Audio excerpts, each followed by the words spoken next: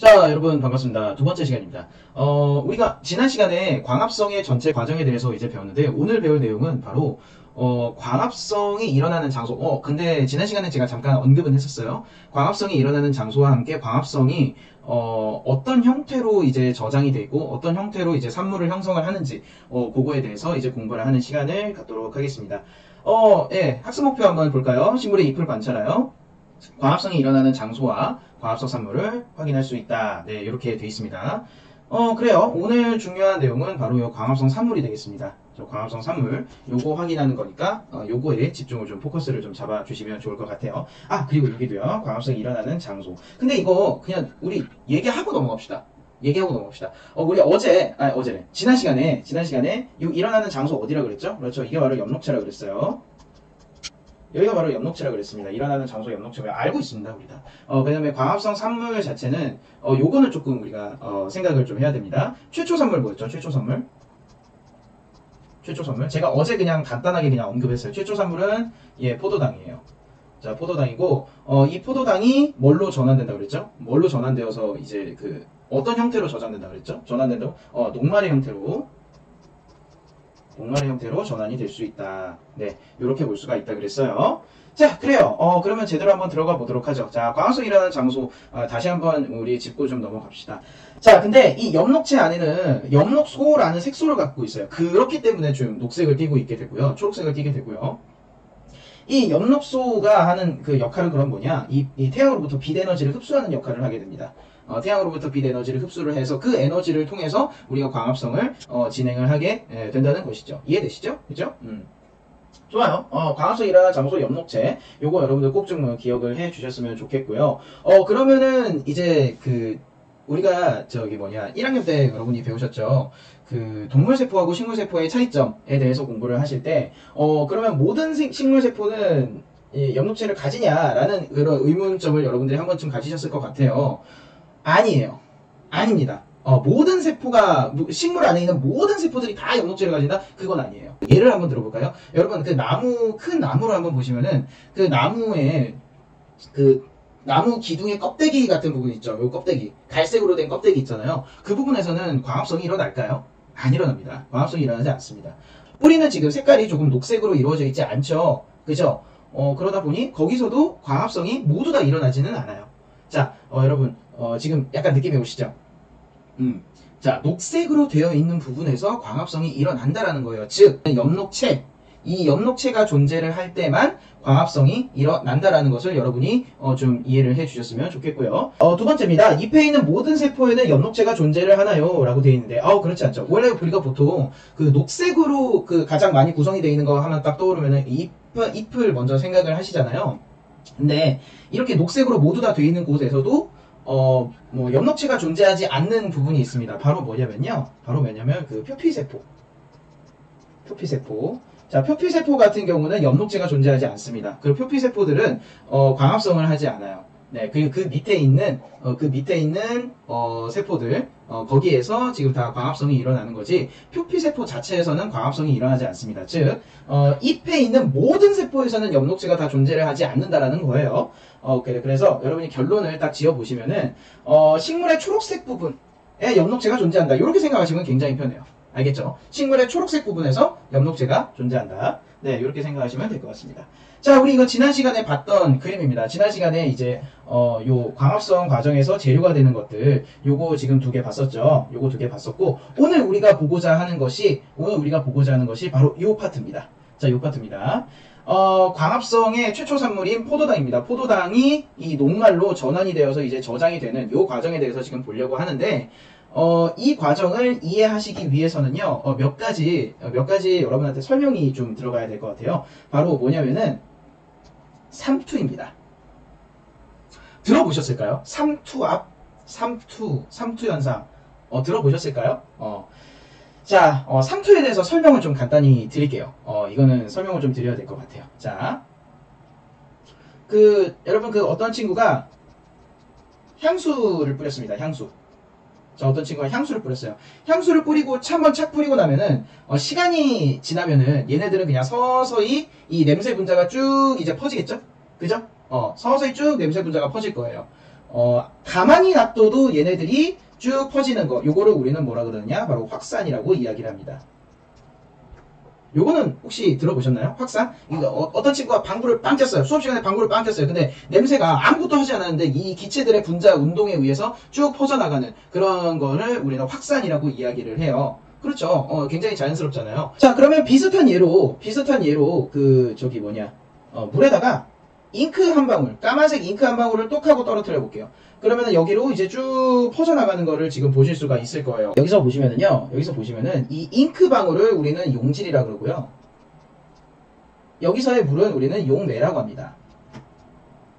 자, 확산 같은 경우는, 여러분, 이 확산 같은 경우는 용질이 움직이는 거예요? 용매가 움직이는 거예요? 용질이 움직이는 거예요. 얘네들의 분자 운동을 통해서, 얘네들이 쭉 퍼져나가는 거란 말이에요. 보통의 분자 운동이 지금 용질이 다들 움직이는 겁니다. 냄새 분자 또는 잉크방울 분자들이 여기 원래 베이스가 되는 거에서 싹 지금 파고 들어가는 그런 느낌인 거잖아요. 그죠? 자, 이제 삼투에 대해서 한번 설명을 한번 해볼게요.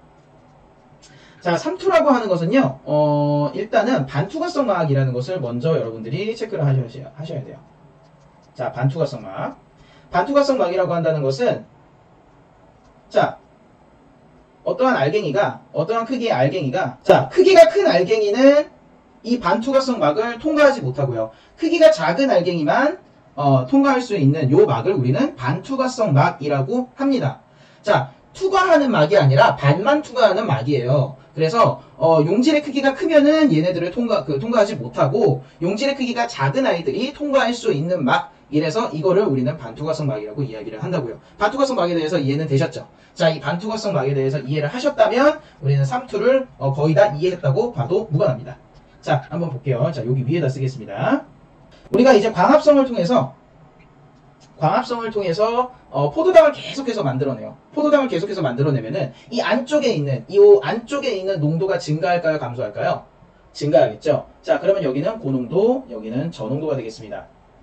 됐을까요? 자, 향수를 한번 보죠. 자, 여기는 지금 향수 분자를 바로 뿌렸으니까 여기가 고농도가 되고 여기가 저농도가 돼요. 그러니까 향수 분자는 고농도에서 저농도로 얘네들이 움직이게 되는 겁니다. 이해가 되시죠? 용질 자체가 많은 곳에서 진한 곳에서 연한 쪽으로 지금 퍼져나가잖아요. 여러분 요거 이해되시죠? 근데 삼투는, 자, 보세요. 여기에 있는 이 용질들이, 여기 있는 용질들이 반투과성 막을 통과를 해요? 못해요? 못한다라는 거예요.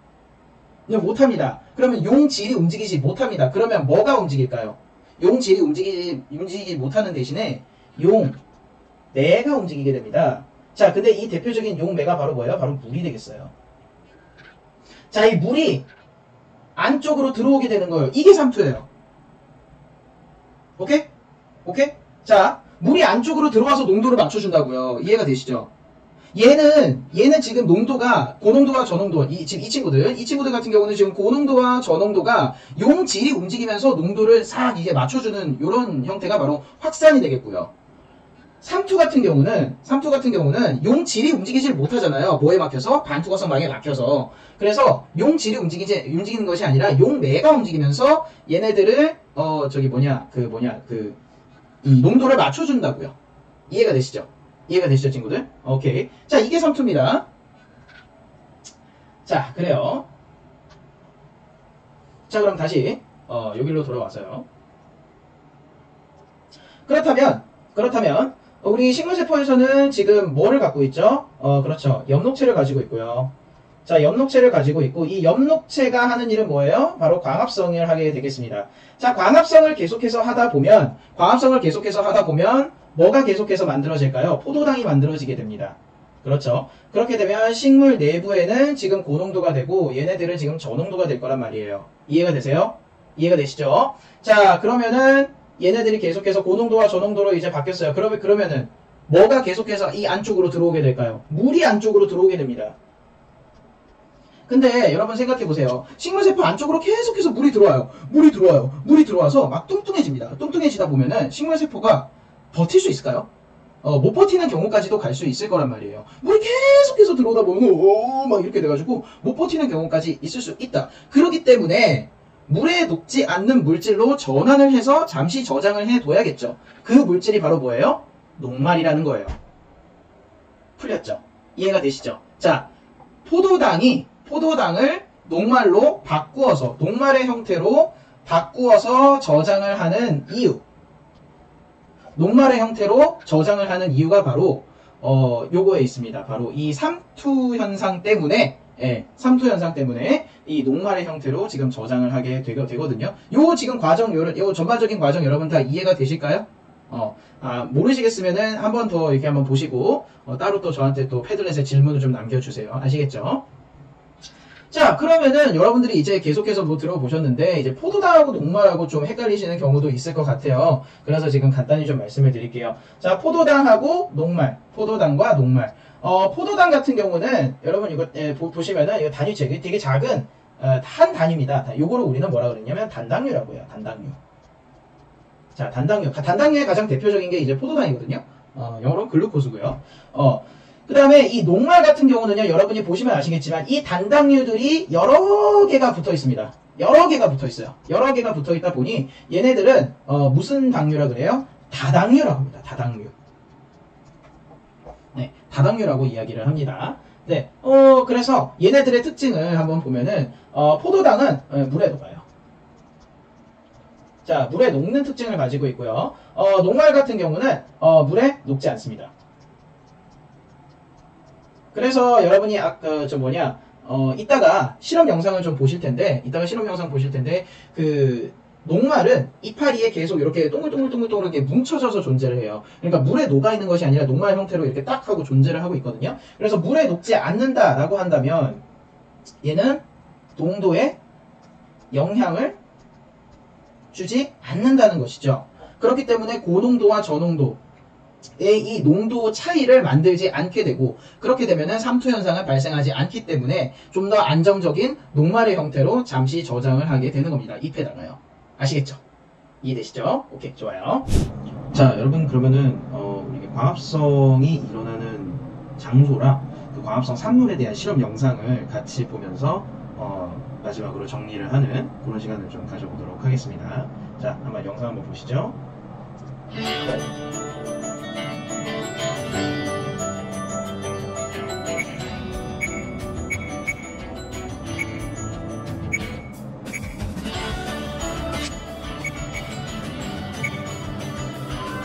자, 지금 뭐 여러 가지가 지금 준비물이 나왔었는데, 여러분들이랑 지금 이야기를 좀 해보고 싶은 재료가 하나 있어요. 바로 아이오딘과 칼륨 용액이라는 거거든요. 지금 영상을 다 보고 제가 PPT를 돌아가서 다시 정리를 해드리겠습니다.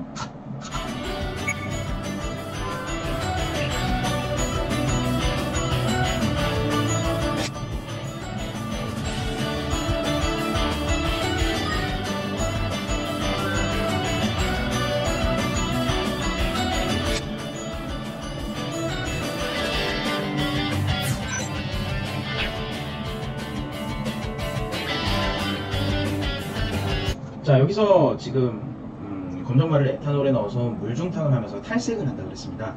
여러분, 탈색이라는 말 들어봤죠? 탈색이라는 거는 보통 뭐 미용실 갔을 때 뭐 많이 들어보는 말인데, 색을 이제 없앤다. 원래 가지고 있던 이 엽록체 안에 있는 엽록소가 갖고 있던 색깔을 좀 빼버리면서 우리가 지금 보고자 하는 것에 좀 더 좀 잘 보일 수 있도록 뭐 이런 과정을 한번 좀 거치게 되는 겁니다.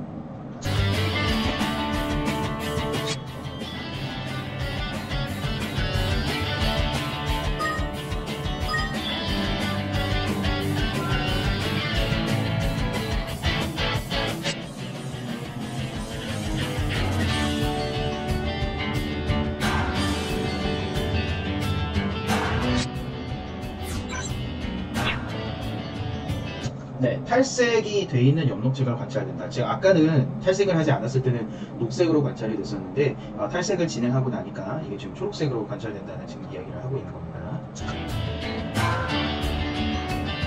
자, 아까 제가 말씀드렸던 아이오딘과 칼륨 용액이 나옵니다. 이 아이오딘과 칼륨 용액은 특이하게 녹말하고 만나게 되면, 지금 여러분 보시면은 약간 갈색을 띠고 있을 거예요, 색깔을. 지금 근데 녹말 성분하고 이제 만나게 되면은 이게 이제 청남색을 띠게 되거든요. 청남색이라고 하는 게 좀 진한 파랑, 좀 검은색 빛의 파랑이라고 생각하시면 될 것 같아요. 한번 보시죠.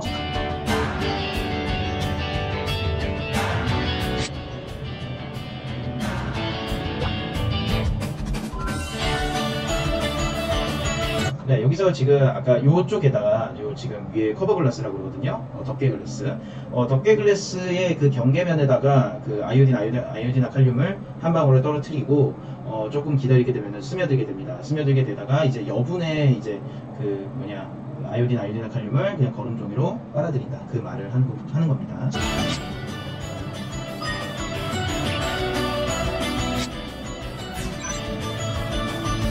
자, 지금 아까 여러분들이 탈색을 했을 때랑 지금이랑 비교를 해보면은, 지금 여기에 지금 보시면은 지금 거뭇거뭇하게 지금 되어 있는 걸 지금 보실 수가 있어요. 이게 바로 녹말입니다. 녹말이라는 거를 지금, 잎에다가, 아까 제가 PPT에서 말씀드렸죠? 잠시 저장한다고요.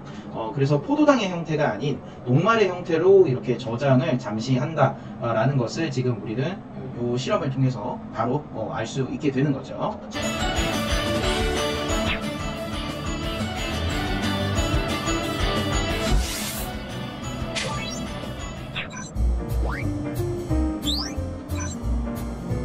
일단 첫 번째는 엽록체가 초록색이라는 걸 지금 눈으로 관찰할 수 있었고요. 그리고 탈색을 한 뒤에 이 엽록체가 이제 청남색으로 바뀌었다라는 것은 아이오딘화칼륨 용액에 대한 반응이고요. 이 아이오딘화칼륨 용액은 녹말에 대해서 반응을 하기 때문에 지금 여기 이제 색깔이 변한 것들은 이제 다 녹말 성분이다라고 이제 볼 수가 있게 되는 거죠.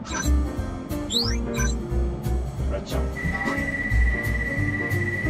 네. 그래서 광합성 결과 녹말이 만들어진다. 그래서 포도당을 최초로 만들기는 합니다만 포도당의 형태로 가지고 있는 것이 아니라 녹말의 형태로 변환돼서 이제 저장이 되기 때문에 최종적으로는 녹말의 형태로 양분이 생성되었다. 이렇게 우리가 지금 이 실험을 통해서 판단을 할 수 있게 되는 거죠. 아시겠죠?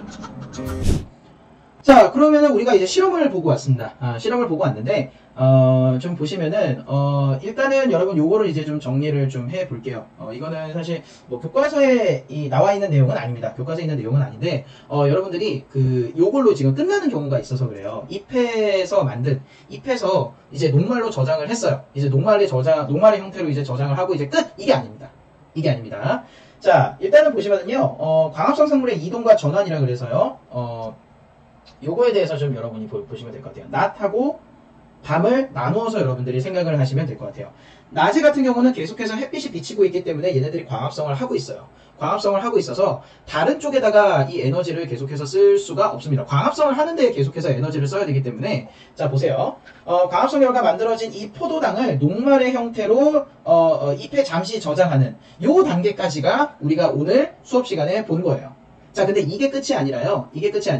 자, 이제 햇빛이 지고요. 이제 밤이 됩니다. 자, 밤이 되게 되면, 자, 이거 좀 바꿀게요. 자, 저장되어 있던 녹말이 물에 잘 녹는 어떤 형태로 전환이 돼요? 설탕 형태로 전환이 되어서, 잠깐만요, 여러분. 여기서 여러분이 조금 알아두셔야 될 게, 요 설탕은요, 단당류, 아까 배웠던 이 단당류도 아니고, 다당류도 아닙니다. 다당류도 아니고, 자, 어떤 거냐? 바로 이당류입니다. 이당류. 이당류라고 한다면은 당이 몇 개 붙어 있는 거예요? 잠깐만. 제 얼굴을 좀 줄일게요. 이렇게 줄일게요. 제 얼굴보다는 이게 지금 중요하니까요. 자, 이당류가 되겠습니다. 이당류라고 한다는 것은 아까 여기 보셨던 여기 그 당이 지금 몇 개가 붙어 있는 거예요? 그렇죠. 2개가 붙어 있는 거예요. 포도당보다는 훨씬 더 안정적인 형태가 되겠죠. 네. 그리고 녹말 자체, 여러분이 보세요. 생각을 한번 해보세요. 얘네들이 지금 이동을 시켜야 돼요. 이동을 시키려면은 물에 녹여서 이동을 시켜야 되는 거 아닙니까? 그죠? 물에 녹여서 이동을 시켜야 되는데 그럼 녹말의 형태로는 이동을 시킬 수는 없어요.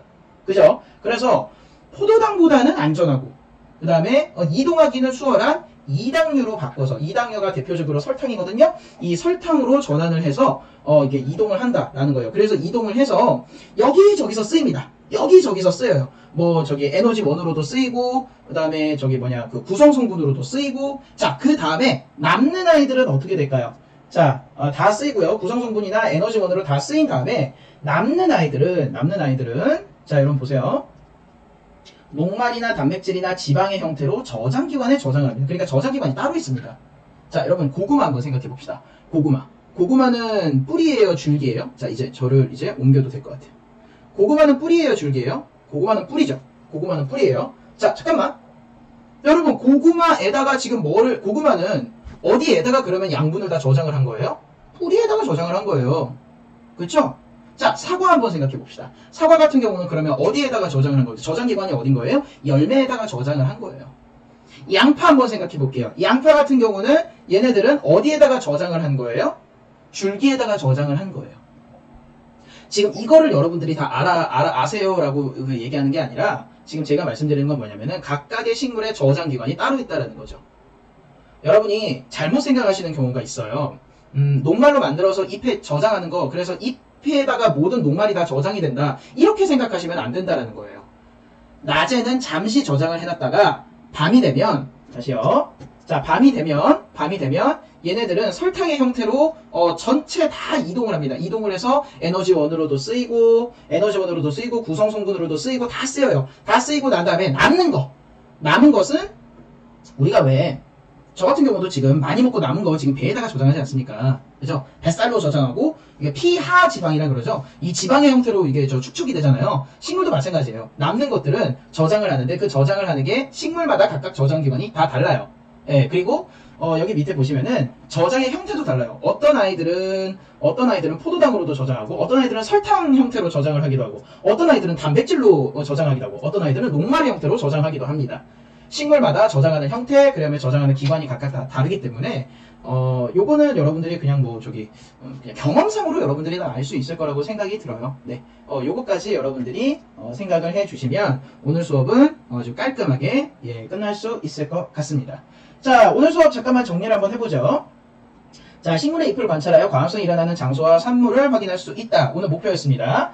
자, 그래서 광합성이 일어나는 장소 엽록체에 대해서 간단히 알아봤고요. 실험상으로도 여러분이 관찰을 할 수 있었고요. 자, 그 다음에 광합성 산물, 최초 산물은 포도당입니다. 자, 포도당인데 녹말의 형태로 잠시 저장을 하게 된다. 그리고 녹말의 형태로 잠시 저장이 된 것은 밤이 되게 되면은 어떻게 된다고요? 설탕의 형태로 전환을 해서 얘네들을 다 각각 뿌려줍니다. 자, 그래서 에너지원으로 쓰고, 그 다음에 구성성분으로도 쓰고, 남은 것은 어떻게 된다고요? 각자의 저장 기관에 각각의 형태로, 여러 가지 형태로, 지금 보시면 다시 한번 보여드릴게요. 여러 가지 형태로 이렇게 저장을 한다. 예, 요게 오늘, 수업, 포인트가 되겠습니다.